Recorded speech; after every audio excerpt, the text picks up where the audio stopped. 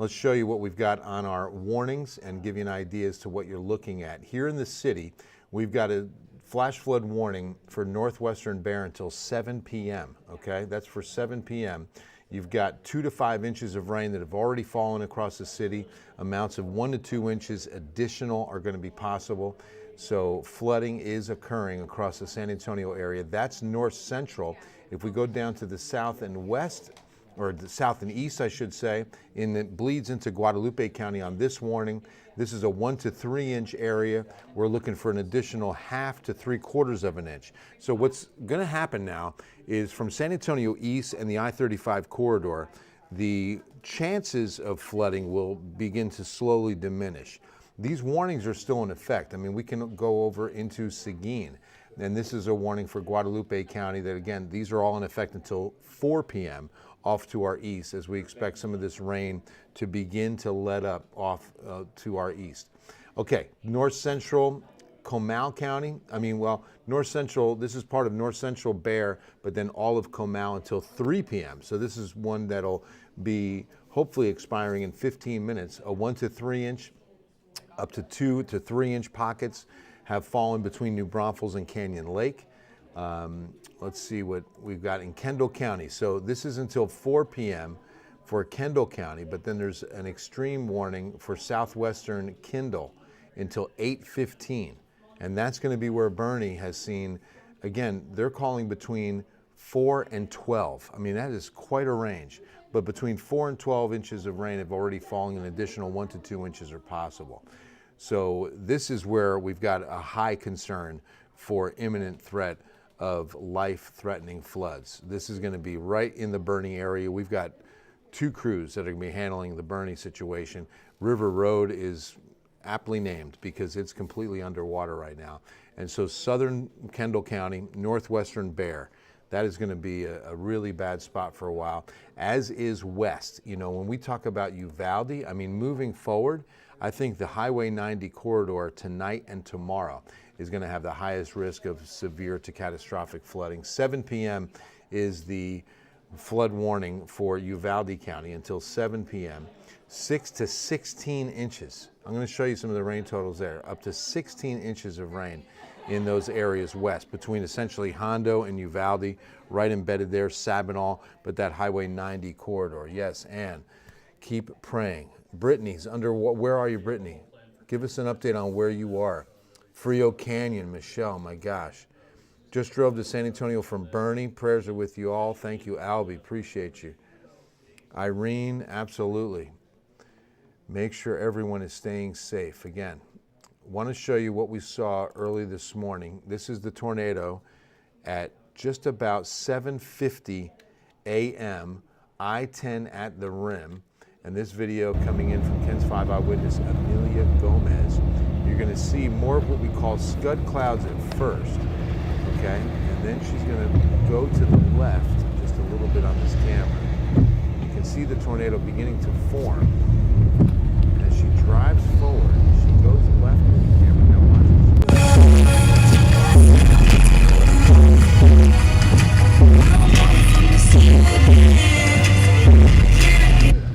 Now we had a good discussion on morning radio. KTSA radio had me on live for about a good 45 minutes when this was happening. We were all discussing it. And if that tornado would have turned and started coming right up I-10 and you're in your car, get out of your car and get underneath it. Get out of your car and get underneath it. You do not want to be inside a vehicle surrounded by glass and there's oh my God, below right there, and the flying debris. That's what does so much damage. You might not ever be in that vortex, but if you are anywhere near, some of that flying debris could impact you easily. So it's important to remember, I think the safest in that moment is to get under a vehicle that you're in. Get out of that car and get underneath if it was coming straight at you. You know, overpasses are very safe as well, but you don't have that possibility here. You don't have that chance because you're trapped on an overpass. You can't go forward, you can't go backwards. I mean, those cars were just sitting still watching this tornado just off of Interstate 10 westbound. Technically, you know, the direction is north, but it's 10 west. Live right on the Guadalupe right. Oh, man.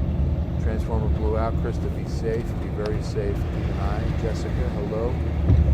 Patty, everyone, please stay. Yeah, if you can. And yes, that is such a great reminder, Patty. Check on neighbors. Check on loved ones. Give them a call. Make sure they're aware.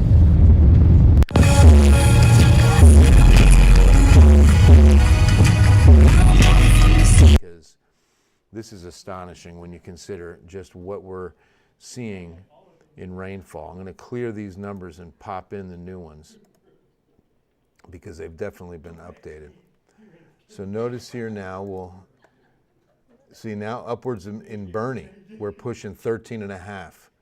Now look at this, right at Sabinal, right on the Uvalde and Medina County line, we're up to 19 inches of rain. Oh my gosh, look at this, north, what's this red? They're all 16 north of Uvalde. Medina Lake now is upwards of 7 inches almost. Bandera, Texas, we're upwards of 11 inches of rain. West of Bandera is going to be Medina, Texas, is over 8. And you can see the totals that continue across northern Uvalde County. The problem with that Highway 90 corridor, not just that they've gotten 16 to 19 inches of rain already, but they're also going to see more rain develop in that area. That's the hot spot tonight through tomorrow for these bands to continue moving north. This upper level feature is back to the west. It hasn't drifted far enough to the west to get that rain band out, but this is definitely going to have impacts through tonight and tomorrow. How much more for Leander and Georgetown? Probably not as much. You're getting a little farther north than the impact area. More rain, but you know the hot spot's going to be where these, unfortunately, where these highest rain totals have already occurred, and they just cannot do anything with one more drop that falls in that area. Let's get to live radar and show you what we've got. Things are beginning to slowly taper off South Bexar County, Atascosa County, but still pockets of very heavy rain moving up 410 over Leon Valley right now. So Leon Valley getting a very heavy rain area, I'll call it. It's not a thunderstorm. I make sure I've got lightning on, so no thunder here, no lightning here. But going up the 281 corridor, you also see pretty significant amount of rain on either side of Stone Oak into Hollywood Park, Timberwood Park, and spots even east. Boy, this morning, that was the other thing. You had the tornado over I-10 corridor heading up. It dissipated before it reached the Dominion. But East Bexar County, I mean, I'm talking about China Grove, St. Hedwig, Santa Clara, all those communities, Schertz, Garden Ridge, Marion, up to New Braunfels, got clobbered early this morning. And I was afraid that was going to be our next tornado threat because these are tropical spin-ups. You know, a lot of times in a tropical thunderstorm, there's such great wind energy and you can get a small EF0, EF1 tornado. That's what happened with what we saw this morning. That tornado, definitely an EF1. We're going to see the National Weather Service Storm Survey, hopefully by tomorrow, indicate to whether or not it was 2, maybe it was just a 1. But I'm just by looking at the damage at the Oasis Apartments and considering what the wind, you know, has to be to do that kind of damage, we're looking at probably somewhere along the reach of an EF1 at least, and maybe an EF2, And you wonder, like, when's the last time has that ever happened? Well, in 2017, some of you may have been here because I was looking at this.